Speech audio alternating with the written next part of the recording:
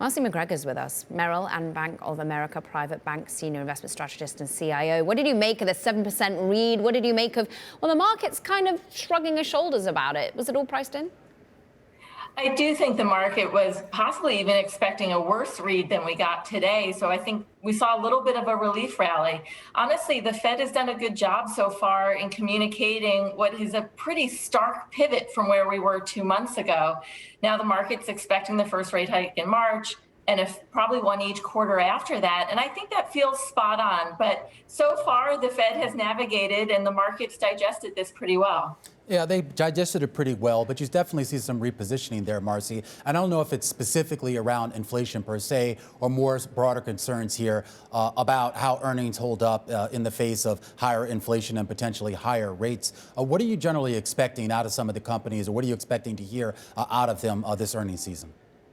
Yeah, our view is that strong nominal growth, the strongest nominal growth we've seen in 4 decades, is going to be a tailwind for corporate profits. So we're expecting profits to exceed analyst estimates this year. And while you may get some multiple compression as we look out further in the year, because valuations are not inexpensive, I think profits are going to outweigh that. So we're constructive on profits, and that nominal growth tailwind is the driver. How are you differentiating between those who can pass on higher input costs to the consumer and protect, if not expand, those margins, and those who cannot?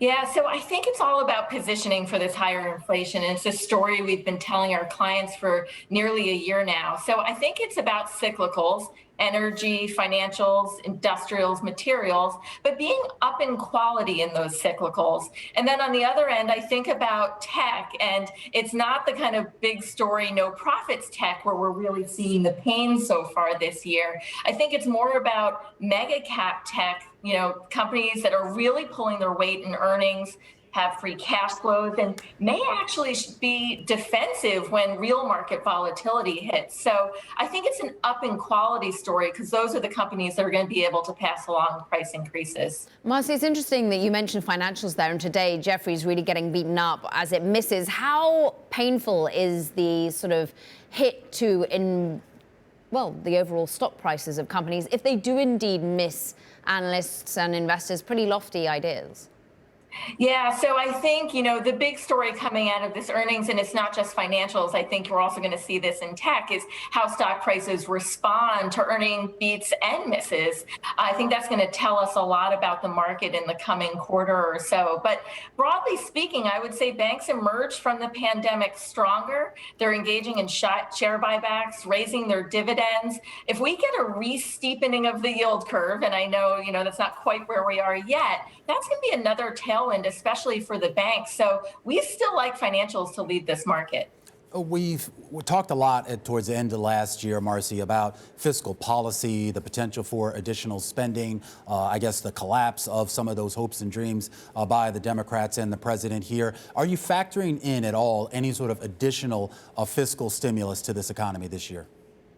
I think if anything gets done, it would probably occur before the State of the Union address in March. So call it an end of February timeline. There's certainly a lot of pressure on the administration to get something passed, although I would think the dollar amount would come in much lower than what we were talking about just a few months ago. So I don't think all hopes have been dashed. I think we're going to hear a lot about it in the coming, call it 6 weeks. But we're also seeing the reality of a midterm election year and the most evenly divided Congress of our lifetime. So it's going to be tough to get something done, but I think the pressure is on to do something, even if it's a smaller dollar amount. You mentioned the steepness, or maybe not quite yet, of that yield curve. I am curious, the psychology of 2%, if that's where you see this at the end of the year, is that enough to draw in buyers and provide a cap or a lid, perhaps maybe at that level? Yeah, so I think 2% makes sense, kind of given where, for example, German bonds are and the differential that we've seen over the last decade. So I think that makes sense for where the 10-year could end the year, just given the reality of the strength of the U.S. economy and inflation and the Fed policy pivot. I do think even, that lift in the 10-year could give a boost to the banks and to financials. I don't see rates getting tremendously higher from there, because I think you start attracting foreign buyers buyers well above that point. So I think it's a slow, steady rise in rates from here, even though we've seen a sharp move so far year to date. All right, Marci, always wonderful to catch up with you. Going to have to leave it there. Marci McGregor helping us kick off the show. Merrill and Bank of America Private Bank Senior Investment Strategist and CIO.